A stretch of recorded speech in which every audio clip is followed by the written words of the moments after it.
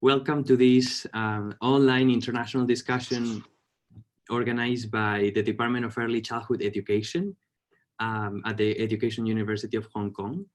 My name is Alfredo Bautista and I will be the moderator for this session today. I'm associate professor and also associate head of the Department for Internationalization, together with my colleague, Dr. Sanjin, who you will be meeting later today. We are very excited to have so many international colleagues joining us for this session today. In total, we're approximately about 90 friends who have registered, although I can see that not everybody is here connected already. Many of us from Hong Kong and mainland China also, and also from many other neighboring countries in territories such as Macau, Singapore, Cambodia, Thailand, and also colleagues from Australia, New Zealand, and also countries in the Middle East, Europe, and America. So we are actually very happy to have all of you connected here today. Many thanks for your interest. And it's also great to meet you virtually and establish this collaboration with you and this interaction with you today. I hope that the technical things are still working and you all can hear me. I suppose yes. If not, just please send me a chat. So we hope obviously that all of you and all your families and loved ones are healthy and optimistic and coping well, both personally and professionally in these difficult times. So as many of you know, our Department of Early Childhood Education is one of the largest early childhood education departments in Asia, and probably also I would say one of the largest departments of early childhood in the world.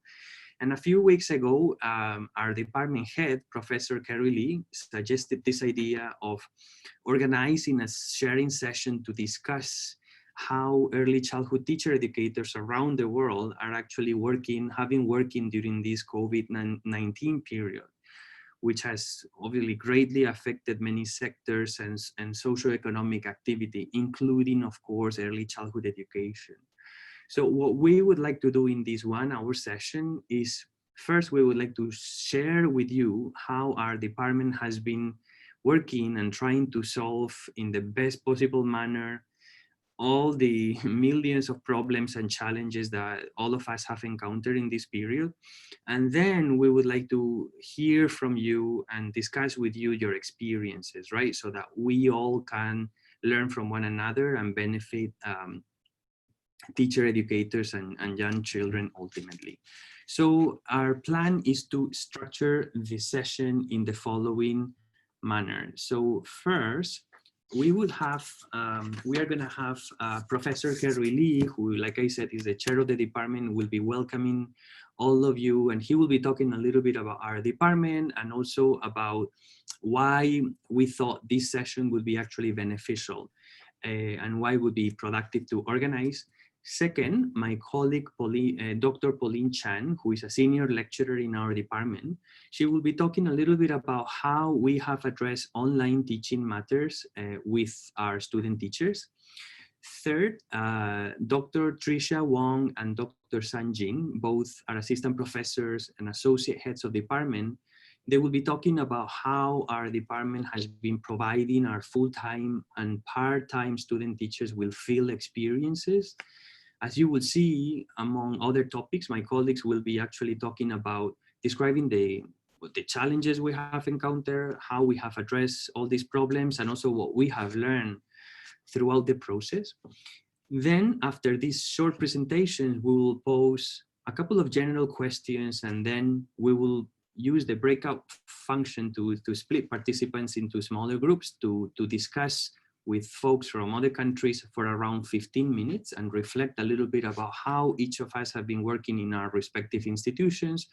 And finally, we will come back and we will bring everybody together to the main room for a more general discussion to share what we have been learning with other colleagues.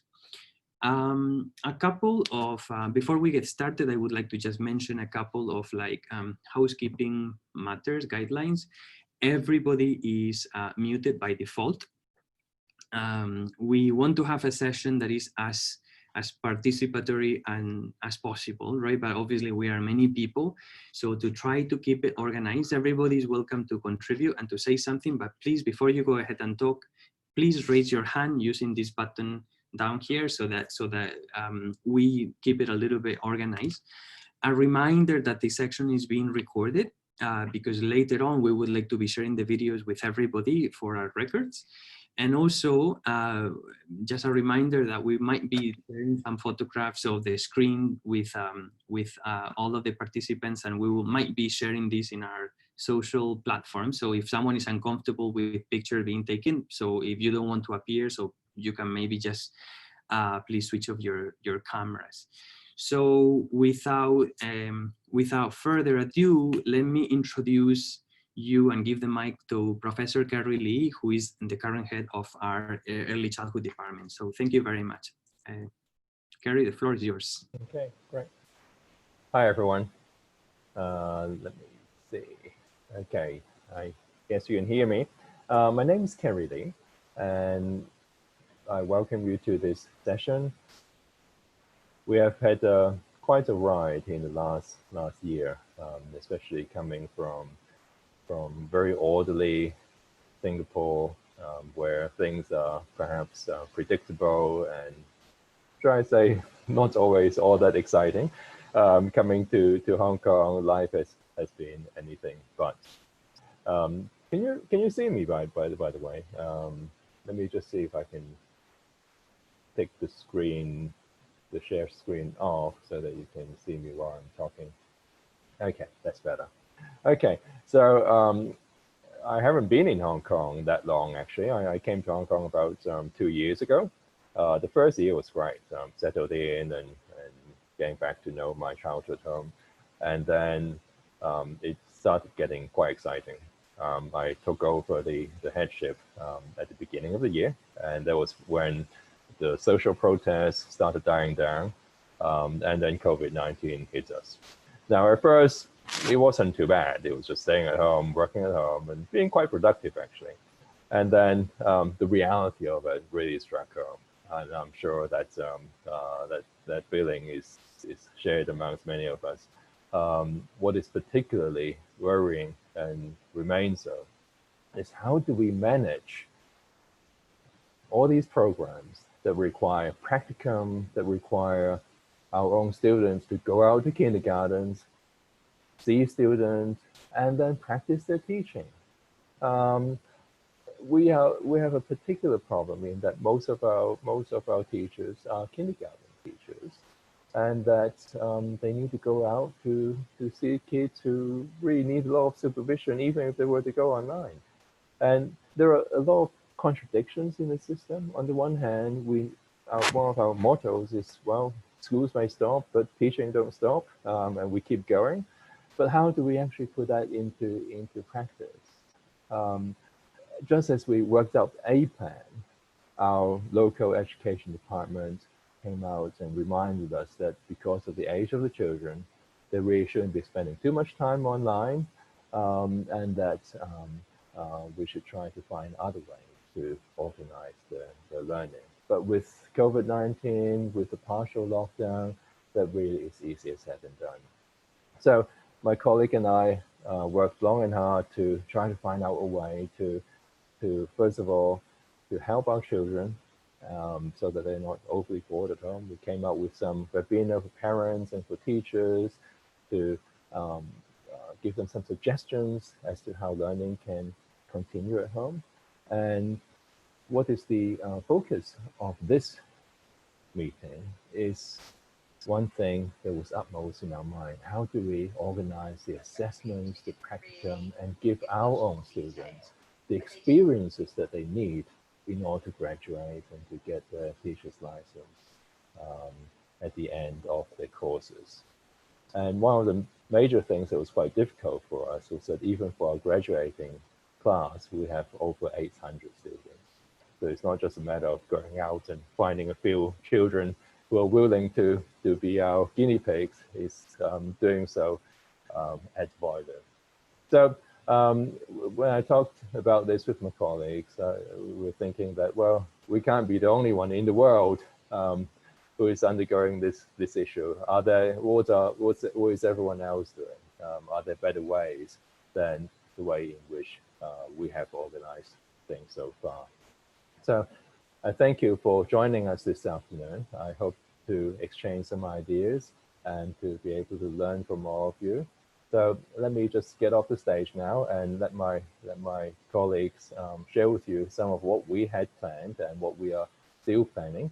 And then I look forward to the discussion a little bit later on. Thank you.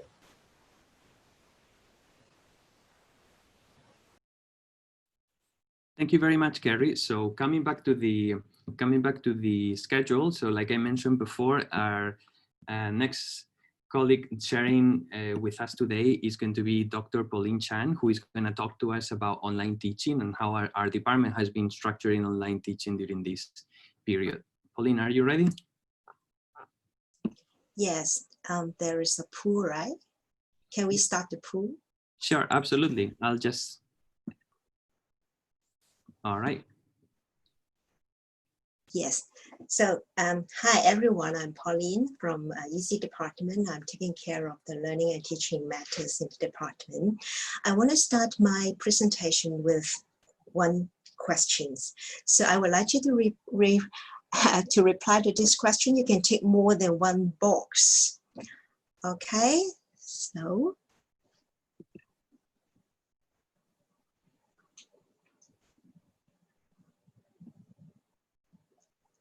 Fredo, you can see the results, right? You can, yes, anytime I can just end the poll. All right, so 30 seconds. Yeah.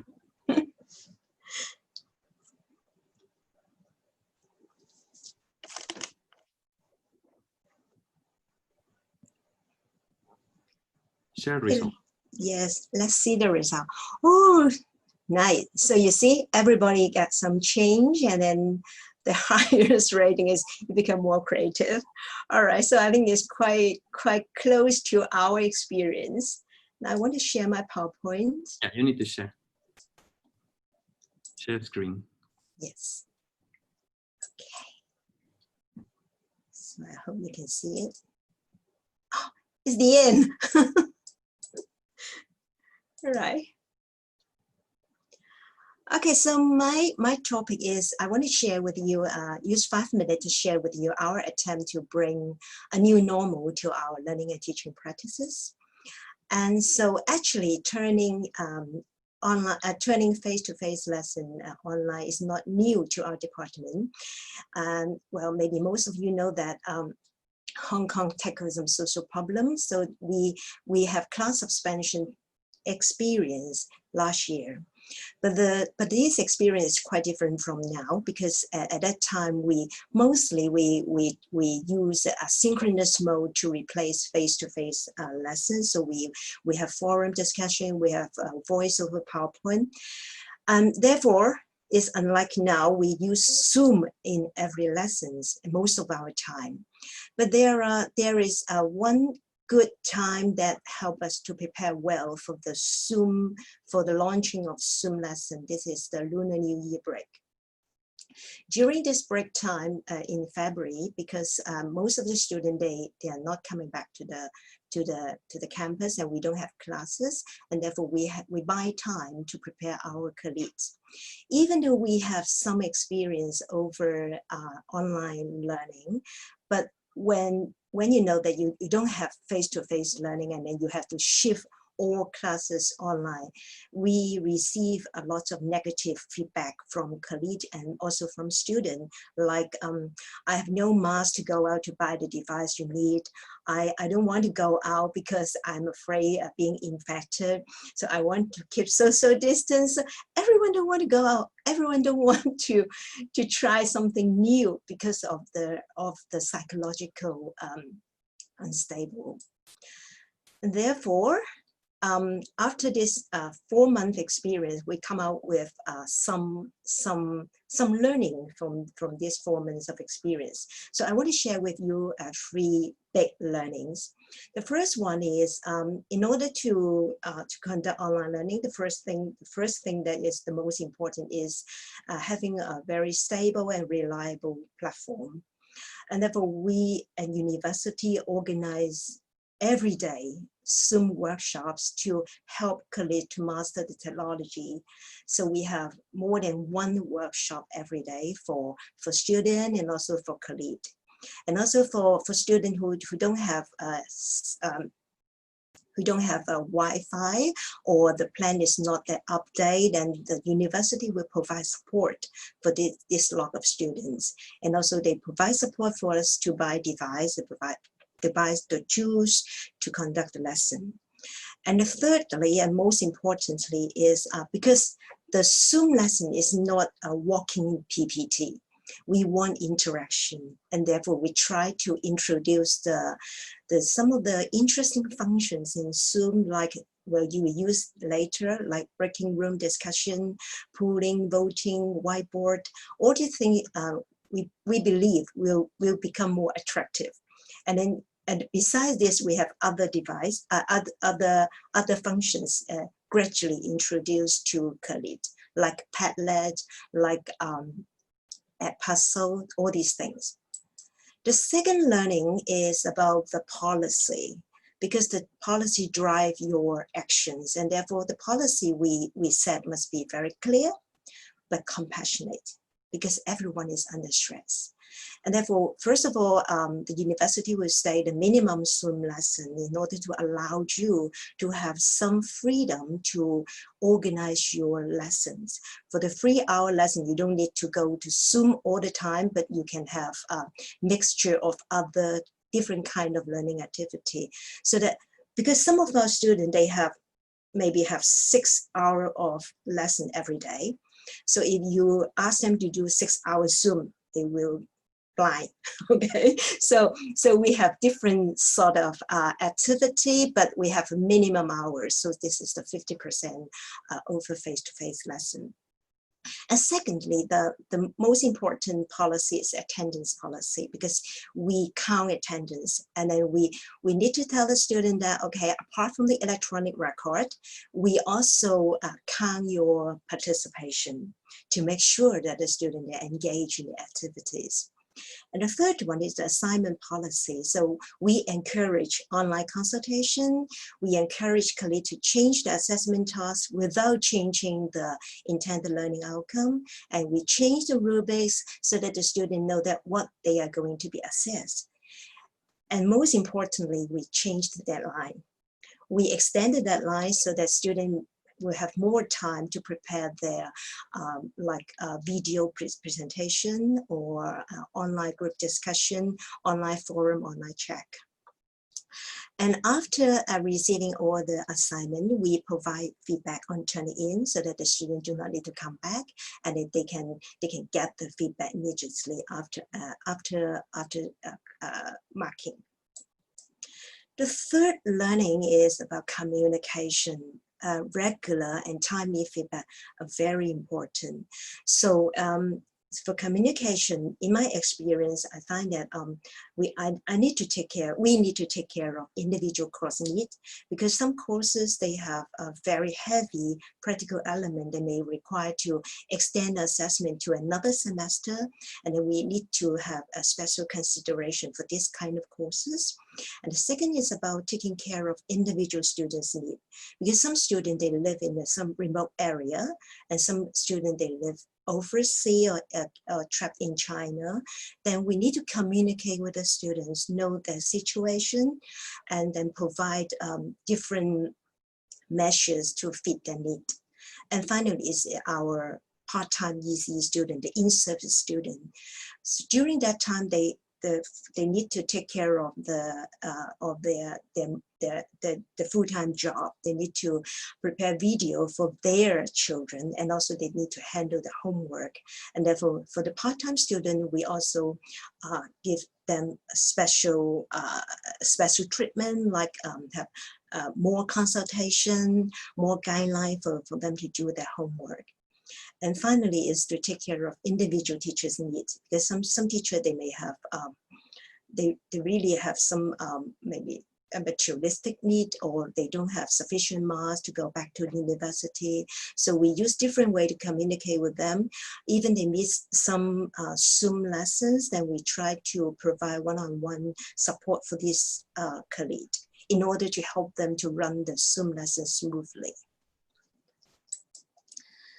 So we come back to a new normal. So what is the new normal? We find that we find some good news is that some of the complaints become compliment. And then finally we find that some students say that they prefer Zoom lesson because they find that they can take full responsibility of their own learning. They won't be disturbed by other students. And then because they can save their traveling time and save their money, they can stay at home and then to learn whatever they want. And also they can use multiple ways to communicate with their teachers.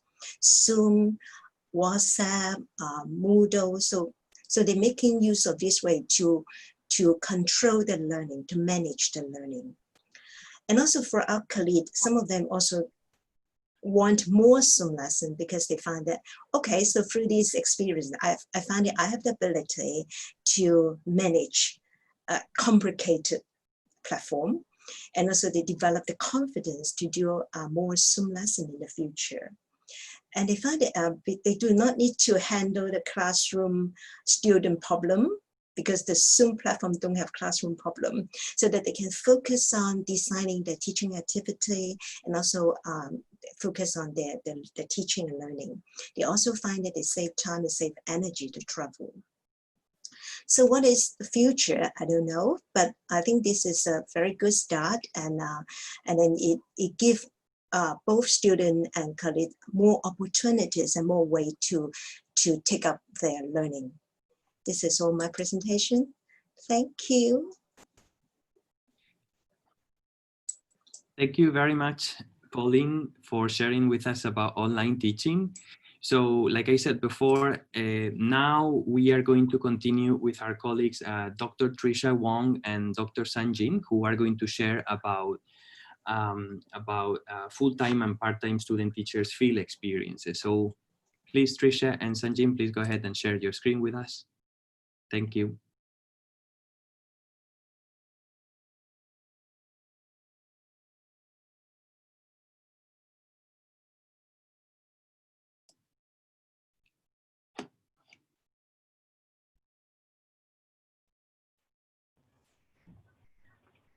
Okay, good afternoon, everybody. My name is Tricia Wong.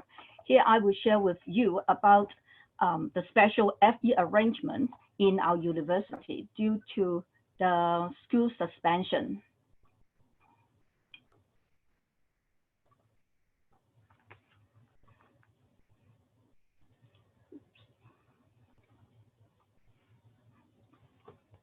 Okay. Well, as shown in the table, we have 4 ECE full-time programs that students need to do practicum in the placement school in semester 2 to fulfill the program requirement. However, the students could not do it because of the outbreak of the COVID-19. All the schools in Hong Kong began to suspend classes in January, including the kindergartens. We did not know when the schools would resume and when the students could do the BP, the block practice. But in order to allow the students to complete the practicum as scheduled, to meet the stakeholders' expectation and demands on our student teachers' professional training, and to concern about the health and safety of all parties involved in the block practice, our university has implemented a contingency plan in semester 2.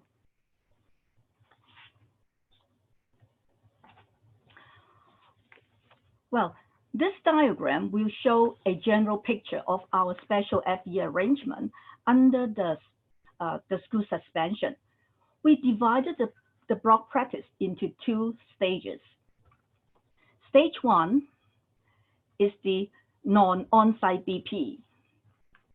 This stage aims to enhance students' ability to conduct online teaching so that they could better prepare themselves for the on-site BP at stage 2. At this stage, students received a series of IT training, and they were required to conduct micro-teaching to demonstrate their online teaching skills to support children's learning at home. And after the completion of stage 1, students proceed to stage 2. Stage 2 is the on-site BP. There are 2 components, 2A and 2B. 2A is on-site BP in virtual mode. At this stage, all the students were attached to a placement school. They were required to submit daily lesson plans to their support teachers for comment and advice, which include 1 videotaped activity in each daily plan for about 5 to 10 minutes, plus some extended activities for children to work at home. But the presence of children at this stage is not necessary.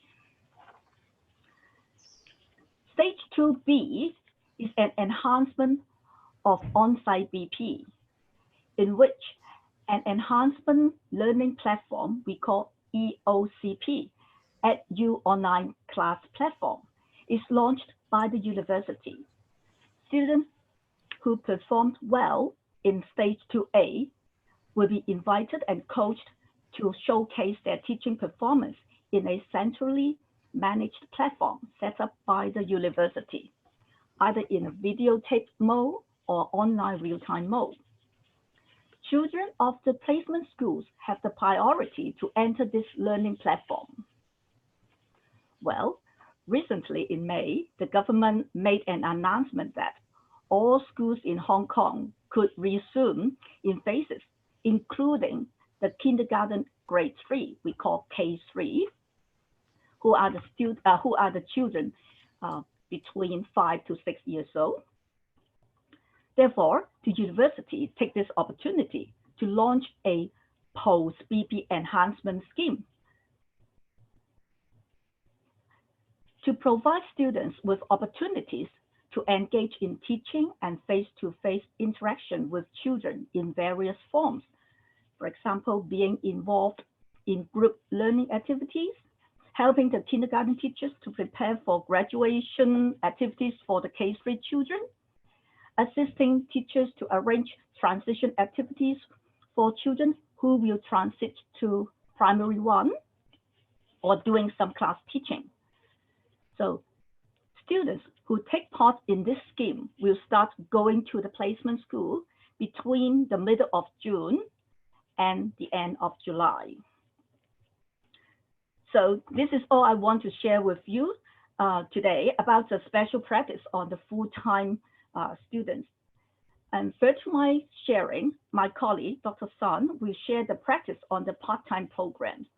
Dr. Sun, please. Hi. Hello, everyone. Thank you, Tricia. Thank you. I'm Sun Jing from ECE department. Tricia, Dr. Wang just introduced how pre-service students conduct their field experience during the COVID-19 in our department. Because I'm looking after the field experience for in-service Bachelor of Education programs here, I'm going to talk a little bit about part-time, how we are conducting FE for part-time B at ECE programs here. There are actually quite a lot of commonalities in terms of the principles and the arrangement of the FE between the pre-service and the in-service students in terms of using online forms to evaluate the students' FE performance. As all our students in the in-service part-time BA programs are all in-service kindergarten teachers, they did not go through the 2 stages, but only started with the on-site stage in their FE with e-learning supporting resources provided. Given the complexity in the arrangement during pandemic in students working kindergartens, students actually have been provided much flexibility in completing their FE. For example, they can use Zoom to conduct synchronous online teaching activities, or they can prepare videotaped teaching episodes for children, which are not real-time teaching for the supervisors to evaluate their FE performance. They can also choose to defer their FE upon kindergarten resumption if there are difficulties for them to complete online form of FE in their working kindergartens. Actually, there are also different FE requirements between pre-service and the e-service, in-service ECE students. As mentioned before, all our students in the in-service programs are already qualified and they are working in kindergartens. So the purpose of FE for these students are not to help them get qualification because they're already qualified teachers. So the purpose for these students to enhance their teaching capacities and their understanding of relevant theories related to child development, for example, and pedagogies through reflective teaching.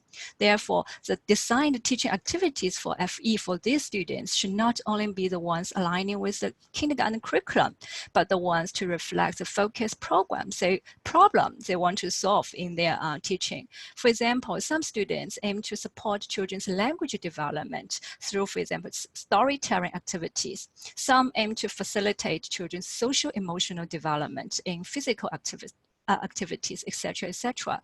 So as a result, the students have to demonstrate how they are going to achieve their aims, how they are going to solve these problems in their teaching activity during their FE. Using the online platforms, actually on the one side, may pose difficulties for students whose topic might not be that easy to be conducted online. Of course, our supervisors have provided support as much as they can to help the students, and they can also choose to defer their FE upon kindergarten resumption. But on the other side, students who have been trying to conduct FE in the online mode, either via Zoom or via preparing pre-recorded video clips to children, their understanding of children's learning and the quality teaching actually enhanced significantly.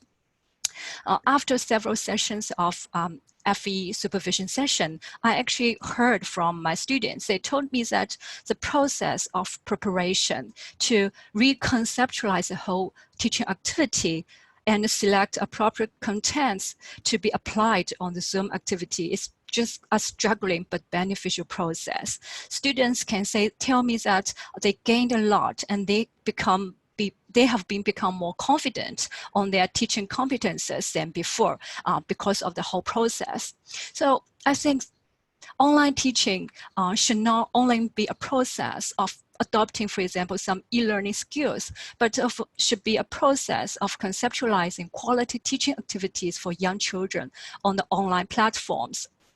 So although many of us might do not have sufficient confidence in terms of the effectiveness of online teaching mode for young children, as well as our students' capacities in conducting such online activities, our practice seems to have provided some evidence in terms of its feasibility, and we can further think of how this might be useful for our in-service teacher training in the future and also the kindergarten education in the future.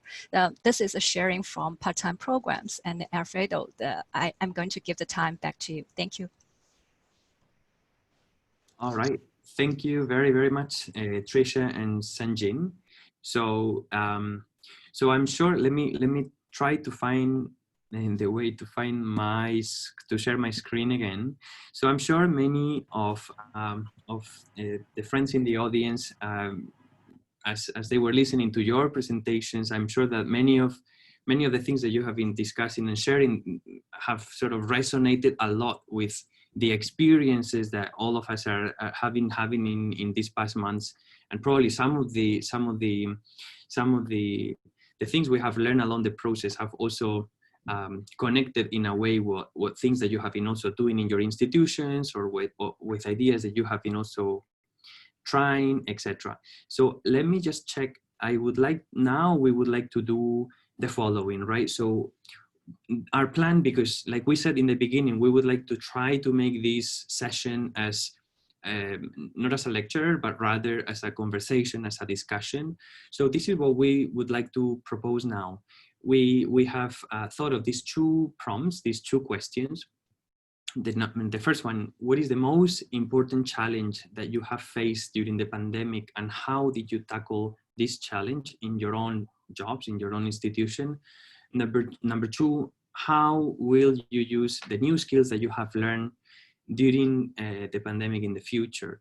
So what we would like to do now is we would like to kind of foster some discussions, some sharing in the audience. And what we are planning is to basically use these wonderful breakout function rooms in Zoom. And we are going to be splitting the audience into a few groups of 5. We are currently 60 something people in the audience. So this is what we are planning to do. Simply share, sending us to in groups of 5 automatically. And then give us about 10 to 15 minutes, discuss these questions together, and then, like I said, like bring everybody together by the end for a general discussion. So remember these 2 questions, and we will see you again in around 10 to 12 minutes. Well, I hope that you guys have enjoyed the conversations with your random partners. So we are pretty much a very heterogeneous group, because we have participants with different profiles, from university professors, researchers, lecturers. So I hope that you guys have enjoyed the discussions with your partners. So to try to start a little bit of a discussion, and we thought that it would be probably interesting to spend 2 minutes giving everybody the opportunity to use the chat and just simply type one interesting thing that you have learned from the discussion in your group, or an interesting thing that you learned from the presentations in the beginning. And then our idea is to start structuring the general discussion using your input. So we will give you a couple of minutes simply to type very quickly something interesting that you have learned, and then we take it from there. Thank you.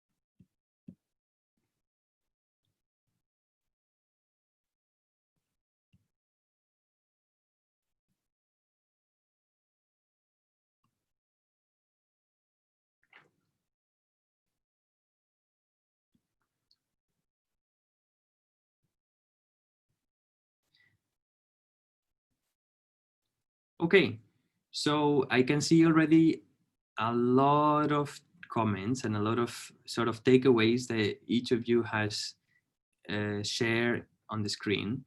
So we envision this as a conversation. I understand that we are so many people in the room that probably folks are gonna feel a little bit shy. So please go ahead, and if someone would like to start sharing, or if not, we can just pick someone randomly, which I suppose that is going to be a little bit more awkward. Anybody is welcome to just starting sharing something interesting that you have discussed with your groups, or something that you are doing differently that you think it would be nice to share with everybody. So we just open the floor to any contributions. Anybody would like to share?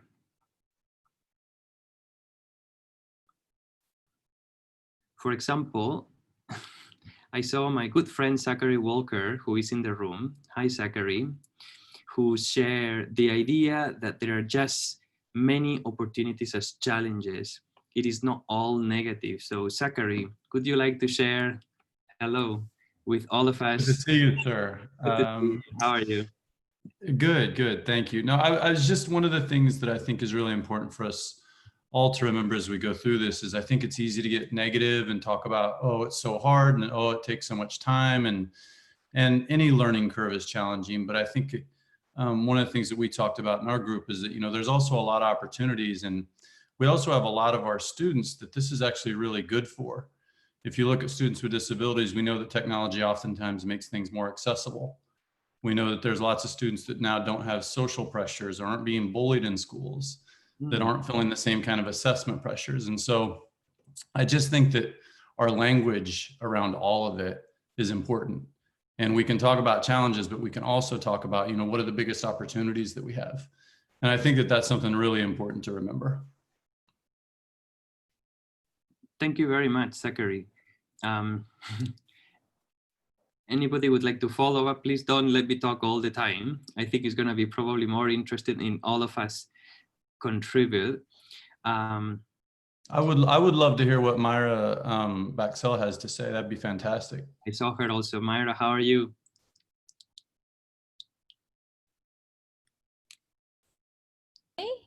There you go. So I'm now unmuted. Okay. Yeah, so I think just following through what Zachary has mentioned about reframing our way of looking at the experience as more of an opportunity rather than as rather than as an issue or something very difficult. One of the key things that I've learned from the breakout session was the flexibility done by the teachers when it comes to changing everything from the curriculum content to the assessment procedures to their expectations from the students. So I think that kind of flexibility and adaptability given the situation and the compassion that the teachers have also shared and have demonstrated towards their students, I think it's also a wonderful inspiration and example to our teacher trainees. So that they can somehow learn from that experience when they become teachers themselves. Yeah. Very good. Thank you, Myra, for sharing. This is similar to my colleague, Ang Mei Li. She wrote about being able to embrace change, right, Mei Li? Could you? Pick on me. Yeah. Yes, I perfectly agree that there's always opportunities for every challenge. I just like to share a very specific examples from my experience of looking at the videotape made by my FE group, the Field Experience group. One thing that they gained from this daunting experience, they have to videotape their teaching, but without their own realizing or awareness that they were made to think much harder than before in what should I teach, because they are constrained to make a videotape of only 10 minutes. So they were made to think harder on the focus of their teaching, what should they put in that 10 minutes, which is a very good learning for them. And the second thing is they have to do quite a lot of editing of the tape, during which they look at their own teaching and again and again and again. They learn so much. They shared with me, when I look at my teaching, I discover that, I did these things wrong, or I did this thing. So the experience itself gave them some unexpected benefits, So that's may convince us that, there's always gains, through new experience. Yeah. Thank you, Mei Li. Something that I found interesting is also about the platform. I think Pauline in her section mentioned about having a solid platform to use for online teaching. In our case, in our university, we use Zoom, but I am aware that in other institutions, they are using different platforms. I see a couple of Spanish friends here. I see my friend Elena, my good friend Alberto also. I wonder if in countries like Spain, Zoom is also available. If Spain is using different platforms, how are you guys coping with these issues? What kind of platforms are you using? And you guys can talk. I don't know if Alfredo, Alberto, you. No, please go ahead.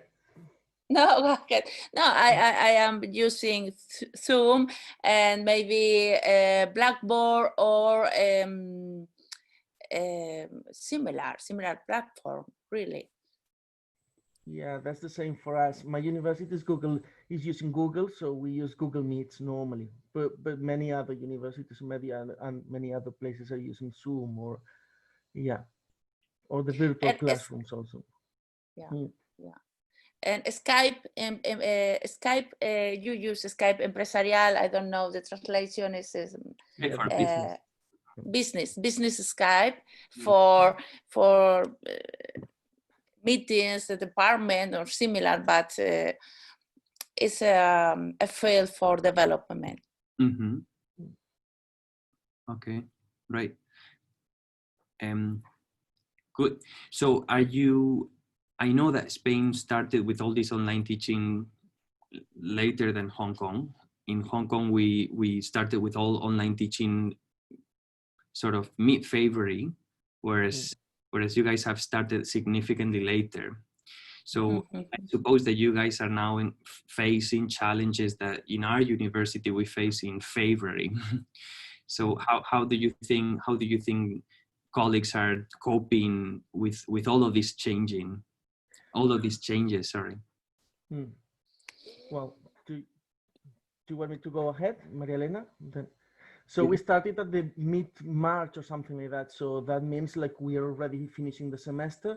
I think, I think people did very well, actually. I mean, one of the opportunities I think we really had is like people really became really with solidarity. So people started to share a lot.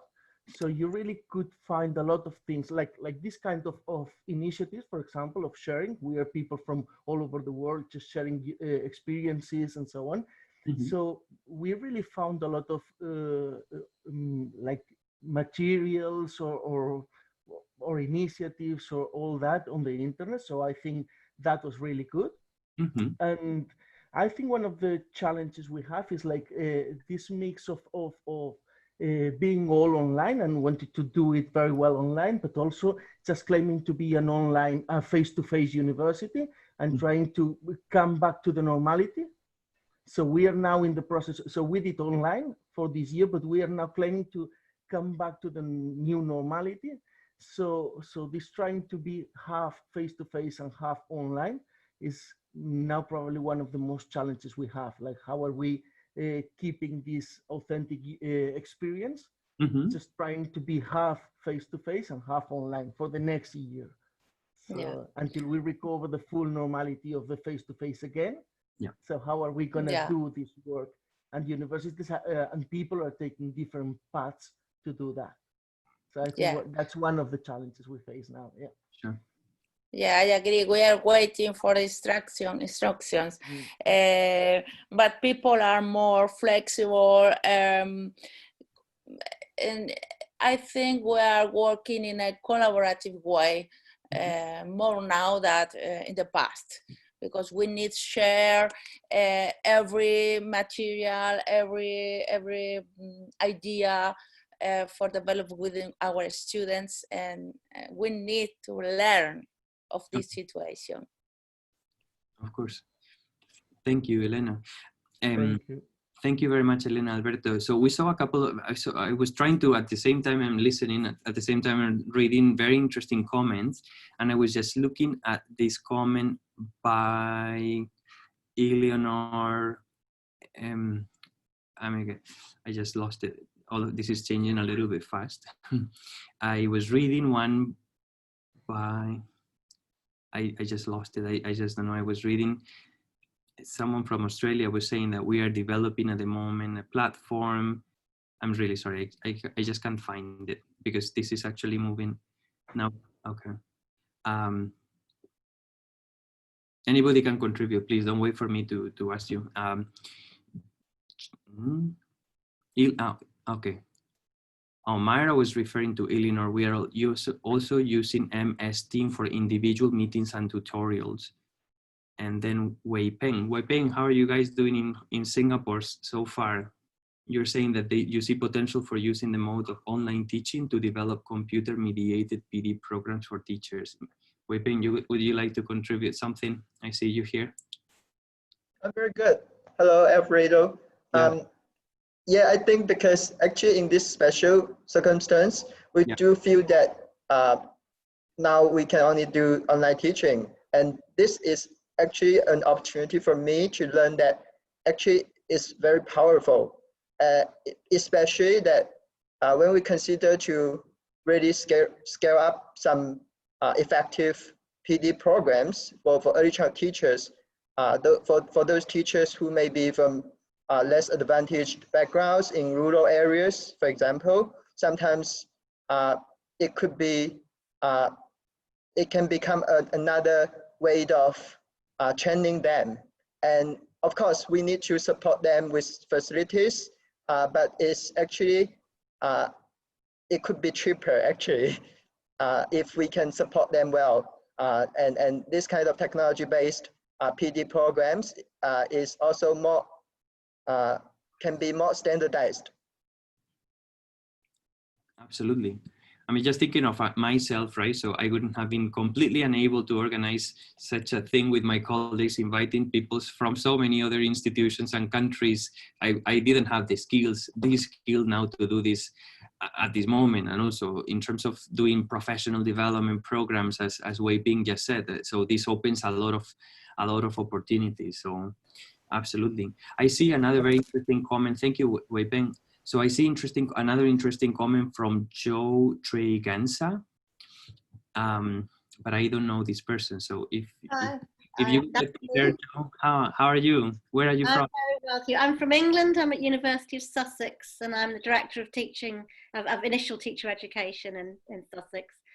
I kind of just wanted to say, because lockdown has been hard and we were right at the end of our placement, so we had to do a lot of very quick changes. But one of the things that I think is timely is we throughout the year we'd had a focus called Open Hearts, Open Borders, to try and get schools and pupils and children to be more open to everybody. And it'd been a long project. We were meant to have a huge conference on the 3rd of April where everyone came and planned together. And of course, lockdown happened a week before, so we couldn't do that. And so we ended up working, they made collaborative groups on Zoom or any platform they wanted. They set teams from different year groups, so we have people working different phases. Mm-hmm. And what they ended up doing is creating planning based on the specific needs of each school that they knew. That we've now got a community-based project with, I think, 320 individual plans that are cross-curricular, cross-phase, to teach children about opening hearts, opening people's minds to migration, to all of those key issues in their schools and their locality. And we couldn't have done it without lockdown. I mean, it's extraordinary. It's going to take us ages to present it in some way, but that's been a real benefit for us. Thank you very much for sharing. We are also seeing this very interesting comment from Jane White, and she's talking about this 360 immersive environment. It would be nice if you could share a little bit with us, but I also don't know. Sure, here I am. Jane, nice meeting you. Hi. So I'm Jane White. I'm a professor at RMIT in Australia, in the university, and we already taught online and face to face. So that's not been such an issue for us in COVID, but it's actually strengthened some of our processes. Our big concern has more been in terms of giving students access to real children in real life settings, because, for example, we have a 1-year graduate diploma, which means that if they don't get the opportunity to go into a centre this year, then they can't graduate. Mm-hmm. And if they did graduate, it would be based on never having had the opportunity to actually spend time with the child, which is of great concern to us. So we fortunately had already developed this process where we had gone into a couple of centres, because we also have to ensure that our students get access to infants and toddlers as well. So we wanted to have sort of an embodied experience for them, as close to an embodied sensory experience as we possibly could. And I was trying to work with virtual reality, and I'm really keen, if anyone else out there is interested in this idea, developing this idea a lot further.